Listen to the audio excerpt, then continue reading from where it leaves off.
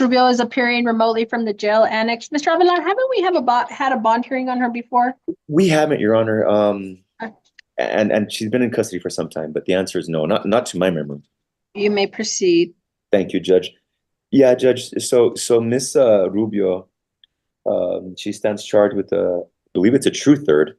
There was two 2019 cases, Judge, that ran concurrently, Your Honor, and then this came up, Judge.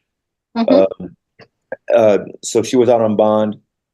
Fast forward to the violations on or about September of 2023, Judge. There was positive readings and stuff like that, Judge, and she's been detained since I believe October or November, Judge, and here we are. Mhm. Your Honor, Miss Rubio is local, Judge. She's a United States citizen. She's 31 years old. She has, I believe, two kids, Judge, a 4-year-old and a 7-year-old, Your Honor. Um, she has good support from her parents, brothers, uncles, stuff like that, Judge.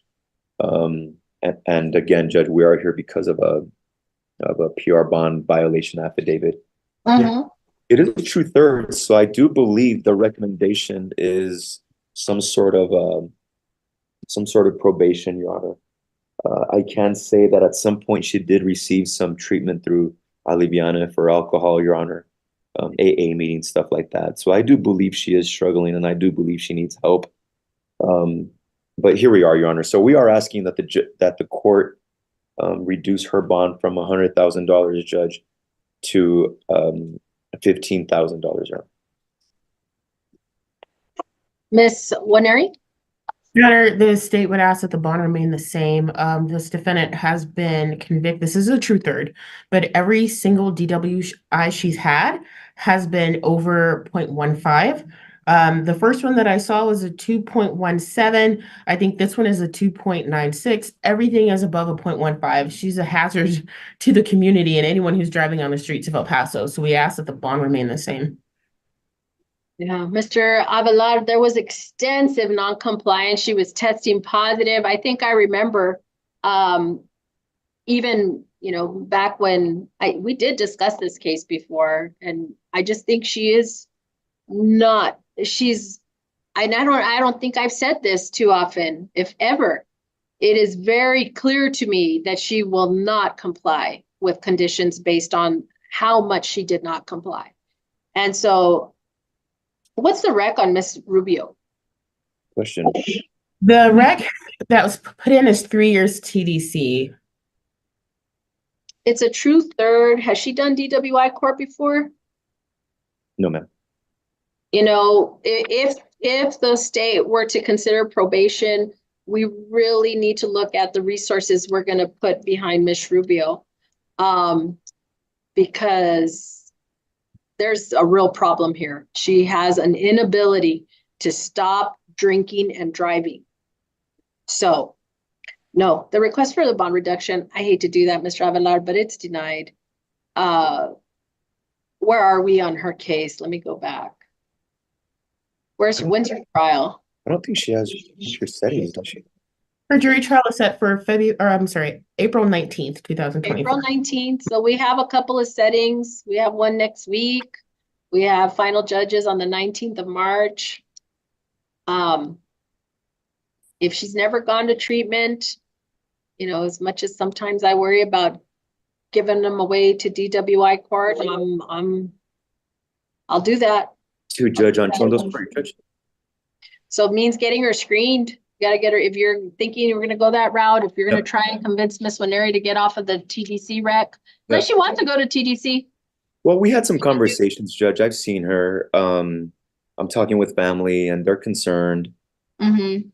Listen, she needs help. Yeah. But I'll leave that up to Ms. Rubio, and I'll have some future conversations with Ms. Rubio, and we'll figure it out from there, Judge. All right. Thank you, Mr. Avelar. Have a good day. Ms. Rubio, if you have the ability to call my office, please do so. Thank you, Mr. Avelar. We need to go back to Edward Escobar Annex, please. Thank you. Mr. Escobar is appearing remotely. We are scheduled for probation status hearings today. He's been in custody, it looks like, since November 6th. He is on a period of deferred probation in each of these cases. I think I got interrupted when I was reviewing this case summary. Ms. Chavez, you want to give me an update, please? Yes, Your Honor. On October 4th, 2023, an email was submitted to the court requesting an admonishment hearing. We addressed Mr. Escobar's non-compliance with EHN services, reporting, and medication. He had been off meds since July 26, 2023. The court requested a bench warrant. On November 6th, 2023, Mr. Escobar reported to my office, and he was advised of the bench warrant, and we walked him over, and he was booked in the downtown jail. I did meet with him in custody. He was, again, concerned about his mental health, about his physical health. He did get evaluated by the doctor. I did receive the MARS. He's compliant with his mental health medications. I tried to review with him possible barriers to compliance. I did advise him that we're always here to transport. He just needs to communicate. There's always a lack of communication with Mr. Escobar.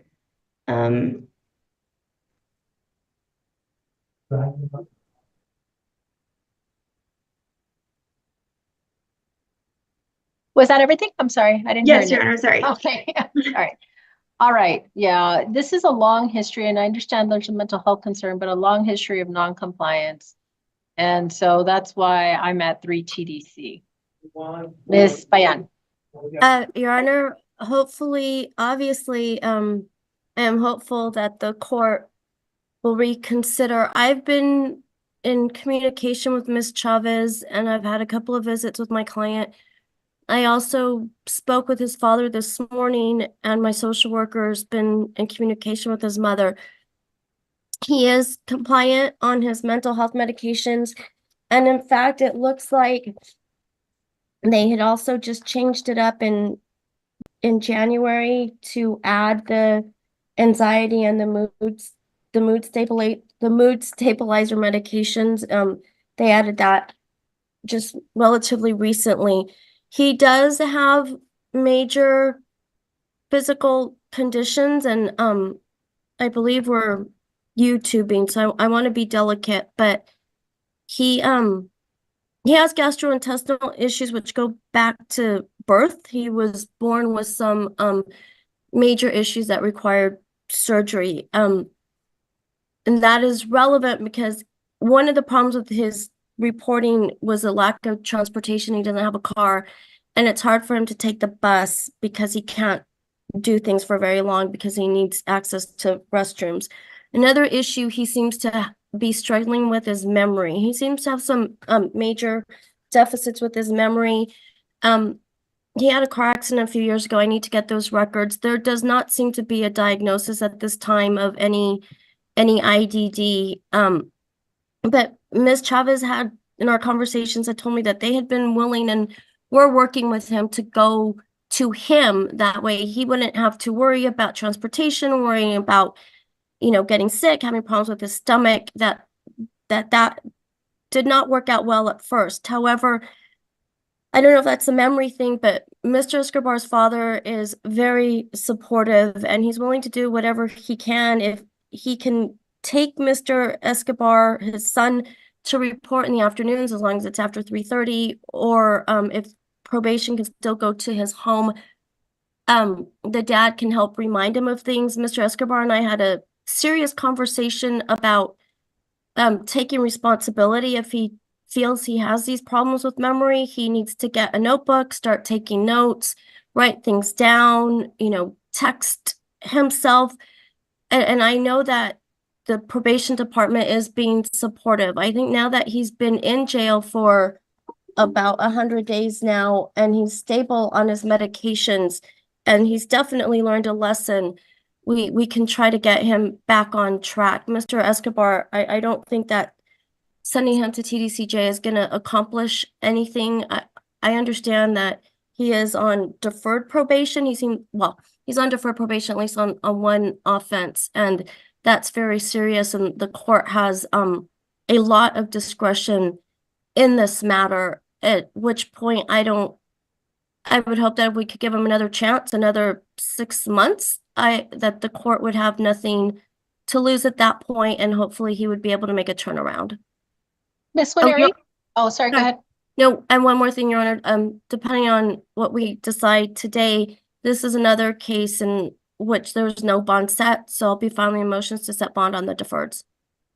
So it looks like back in July, there was an attempt at a home visit, but there was no contact. Why is that? I was probably working. And Mr. Those are the matters, those are the things we talked about. The communication with Ms. Chavez. I told him how hard they're trying to work with him and he needs to help them, help him. He needs to remember to be home. If it was an issue that he couldn't go to them, they're willing to go to him, and he needs to be responsible and know that probation will be home, will be going to his home, whatever afternoon, and that he needs to be there.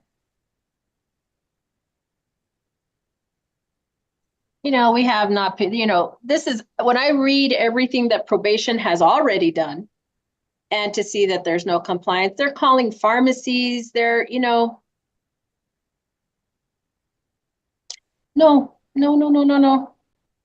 I'm not going to keep him on probation. I'm not. We've gone this route, one case, another case, he gets another chance, we try and assist him, and he doesn't do his part. So, Ms. Maneri, do you have anything for the court? I just to reiterate what you said, Your Honor, I feel like he's being accommodated more than most who are allowed to be on probation. And again, it's it's almost like a privilege to be on probation. We're withholding, filing permanent charges based on your word that you will complete what the terms of and conditions of your probation. And to me, it seems that he only becomes compliant with his medication around the time that he's set to appear in court. So when defense says that there is nothing to lose by the court giving him another 6 months, I believe that for the citizens of El Paso, there is something to lose because most of his offenses are violent offenses. And the last one that he picked up in 2022 was burglary of a habitation. So the state would agree with the court that TDC is probably our only real shot at, solving this issue with Mr. Escobar. From February of 21 to November of 23, he failed to report 13 times. That's over a year where he doesn't report. And he picks up new offenses, and he doesn't take his meds, and he's not around for home visits. I know, Ms. Bayan, you're going to tell me otherwise and continue to make your case. I hear what you're telling me. I'm just not there anymore. I'm not. He's got a supportive environment. It's not like we're talking about someone who doesn't have any resources. We've thrown resources at him, and he has a supportive, family, and he's still not doing it. So I don't think the message is resonating. And so I'm at adjudication, and I'm at 3 TDC. What do you want to say for Ms. Bayan?